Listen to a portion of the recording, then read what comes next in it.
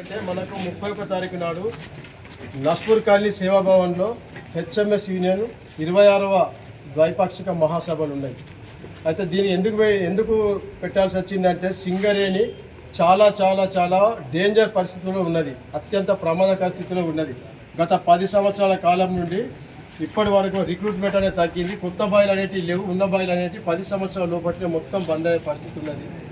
ఒక కొత్త బాయి రావాలంటే మనం వేలంపాటలో పోవాలని చెప్పేసి 2020లో చట్టం చేసిండ్రు.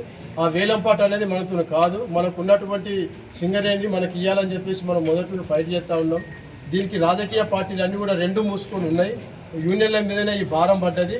ఏ యూనియన్ పెట్టినా మీటింగ్ పెట్టినా తప్పకుండా రావాలి, అందరు ఆఫీసర్ల కాడికి కూడా సహకరించాలి. బాయిలే లేకపోతే ఎవరం ఎక్కడ ఉండడం దిక్కులేని పరిస్థితి ఉంటుంది. కాబట్టి మనం వేలంపాటను కాకుండా కొత్త బాయిలు రావాలంటే మనం అందరం ఐక్యంగా కొట్లాడాలనే ఉద్దేశంతో 26వ తారీఖు మన 31వ తారీఖు నాడు మన నస్పూర్ కాలనీ సేవాభవన్ లోపల మనం మీటింగ్ మన పెద్ద ఎత్తున మహాసభలు పెట్టినాం.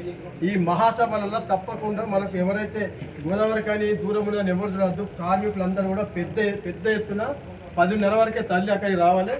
మనకు 1 వరకు మీటింగ్ అయిపోతాయి. మన హెచ్ఎంఎస్ యూనియన్ సంబంధించి భారతదేశంలో ఉన్న 4 దిక్కుల నుండి వస్తారు. రైల్వే నుండి కానీ, తర్వాత విద్యుత్ కానీ, ఉక్కు పరిశ్రమలు కానీ, అన్ని ఏరియాల నుండి కూడా మనకు వస్తారు. జాగృతి లీడర్స్ కూడా వస్తారు. పెద్ద ఎత్తున నిర్ణయం తీసుకునేది ఉంటుంది. మన సింగరేణి సంస్థను రక్షించుకోవాలంటే కొత్త బాయిలు రావాలి.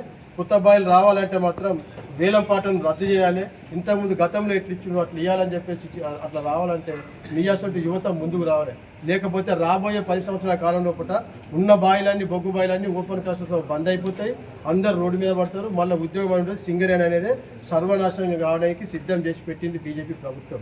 కాబట్టి ఏ యూనియన్ మీటింగ్ పెట్టినా, హెచ్ఎంఎస్ అని కాదు, ఏ యూనియన్ మీటింగ్ పెట్టినా తప్పకుండా రావాలి, వాళ్ళకు చేయగలపాలి. అందరం ఐక్య పోరాటాలు చేయాలని చెప్పేసి మీరు కూడా ముందుకొచ్చి వాళ్ళకి చెప్పాలి. కాబట్టి ఇప్పుడు మనం దానిలో బాగానే పోస్టర్లు మనం విడుదల చేస్తున్నాం. అందరూ కూడా కొంచెం ముందుకు వస్తే మనం ఆ పోస్టర్లు మహాసభ పోస్టర్లు విడుదల చేసిన తర్వాత మనం వెళ్ళిపోవాలి.